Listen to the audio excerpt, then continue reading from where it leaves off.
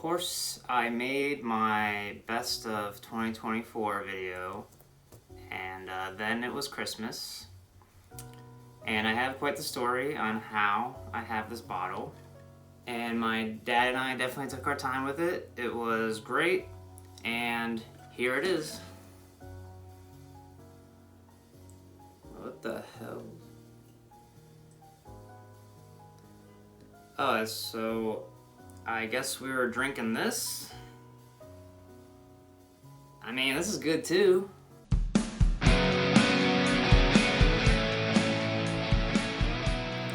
So, did you like that intro? Yeah, I'm a fantastic actor, right? Totally had you. But don't worry, I actually do have a King of Kentucky, and holy shit, I can't believe I have a bottle like this. So what's really important is going to be the stats on this bottle because it is so rare, and this is a specific bottle. These are single barrels, and these are year-to-year releases. As for this particular bottle, this is a 2022, which is kind of strange, but my dad did get this in 2023. For whatever reason, they had a 2022. This is barrel number 8, Rick House 50, Warehouse H, location 7, and it is bottle 16 of 93. It is a 15-year-old. These are all single barrels, and there are some barrels that are apparently quite better than others. However, I mean, this is just fantastic, and if going off what I have looked up, pretty much everyone agrees that all of these are still great. This one in particular is 65.8% ABV. So what is that? That's gonna be 131.6. I can do math, right? All right, so, with just kind of the basic stats out of the way, man, let's get into the tasting notes. So let's just do the nose. Man, buttery, but it has this touch of almost smoked and toasted caramel. Now, really, that is just the heavy char on the wood. With that, you have the obvious vanilla. That's heavy and dense, but everything, I'm gonna say a lot of like classic bourbon notes because this is kind of a very classic bourbon taste. But you gotta remember, this is a 15-year-old and it's King of Kentucky, and everything is just so ramped up. It probably is the best nose I think I've ever had on a classic bourbon. I literally cannot stop smelling it because it is so heavy and dense and rich oak. There's intense butterscotch. The cinnamon on it is unreal. You can smell how creamy and sweet it is. For some reason, on a lot of Brown-Forman products, and this is something I typically don't really like, I get like this little bit of sharp nuttiness. It's pretty, I guess intensity is mild, but it's there. Another weird note that I do get out of this, which I never have out of another Brown-Forman product, is a little bit of a sharp herbal rye spice. Not off-putting, just kind of odd. Not really something that I would expect in here. Obviously, there's going to be a little bit of rye in here. There is a little bit of that banana and cherry. And for the palate, the nose does translate really well to the palate. It's creamy and rich, and that's with vanilla and banana. Little bit of cherry, not an intense cherry, not like Buffalo Trace products. Just a little bit of there, that classic sweet cherry. But there is more of that buttery caramel. And the thing is this is such a thick mouthfeel, and at the same time, all these flavors I'm describing, it really is this intense explosion of flavors. It was actually really hard to figure out at first what I was tasting because it was so much that was going on. So with that explosion of flavors, it starts to open up really nicely. It has a little bit of heat after the initial sweetness, and this really my big complaint. I mean, obviously it's high proof, it's gonna have heat. It's really just at first. Once you let it sit for a little bit, that heat really dissipates, and the sweetness, kind of the soft marshmallow, is what really comes out even more on the palate.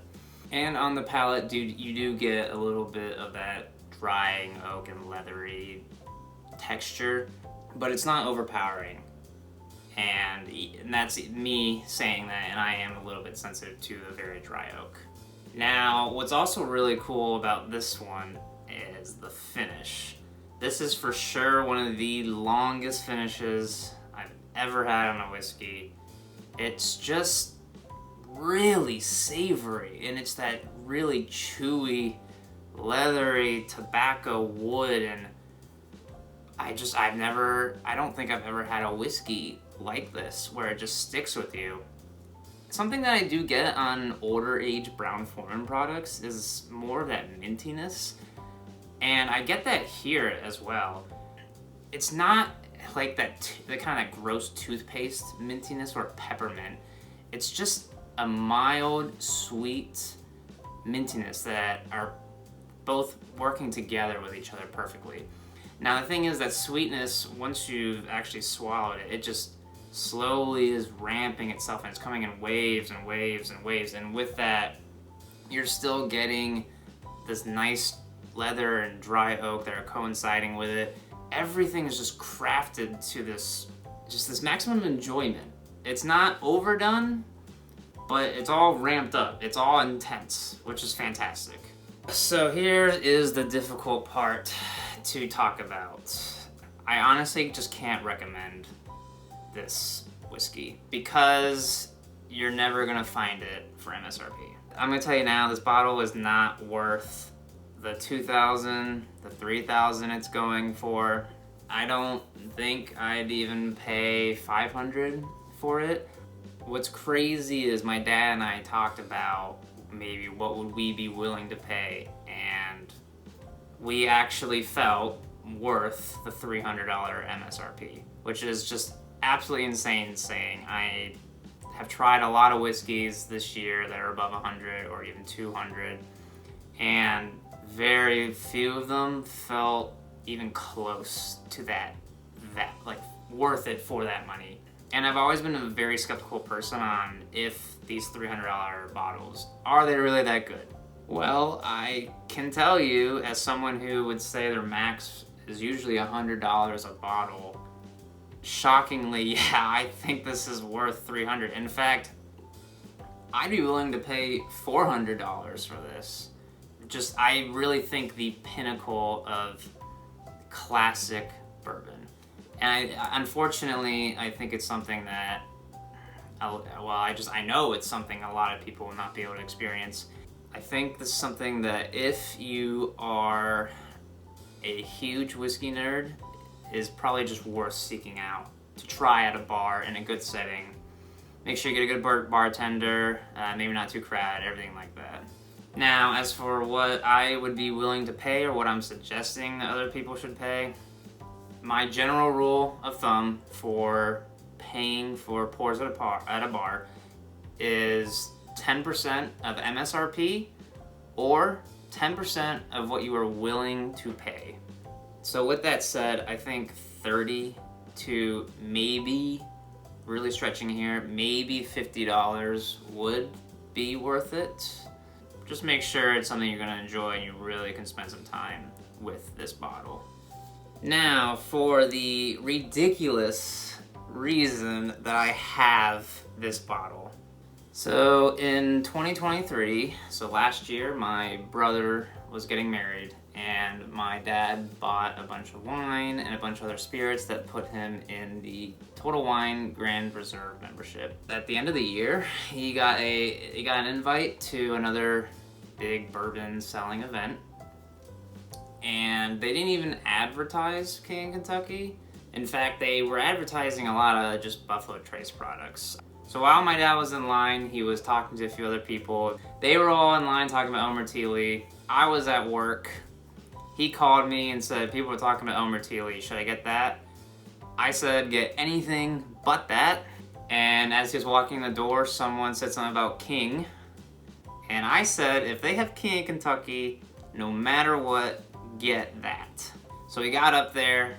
I could hear it in his voice because he was still on the phone. He didn't really know what he was doing. He said, just give me the King of Kentucky. He got back to his car and was just basically upset that I had him pay $300 for any bottle of whiskey, which I totally understand. But I told him to look it up. I said, go ahead, look it up and tell me if you're still mad. Now, he does appreciate whiskey, but he's certainly not such a nerd, such a loser like me. So for a while, my dad didn't really know what he wanted to do with it. He eventually settled on possibly opening it for his retirement party that would be in a few years from now. Well, it turns out that he did actually figure out what he wanted to do with it. So I had no idea. This was a complete shock to me. This is actually the last Christmas present that I opened, but he threw it in a taped up Amazon box. Got open and I couldn't believe that he was actually giving it to me. In fact, I was just like, well, I'll leave it here. You know, it can still be yours. I just want to open it and try it. And essentially just admitted, well, he admitted a few things. First of all, he had his fun torturing me for over a year. And also that he basically knows he'll never be able to actually find someone to trade it with or sell it to. Also that I'll appreciate it more and I'll probably get a lot of use out of it. It took me a few hours to open it. My dad and I tried it about noon on Christmas and it was so good. We had to get a second pour, and even he was saying, I think I would be willing to pay $300 to $400 for this.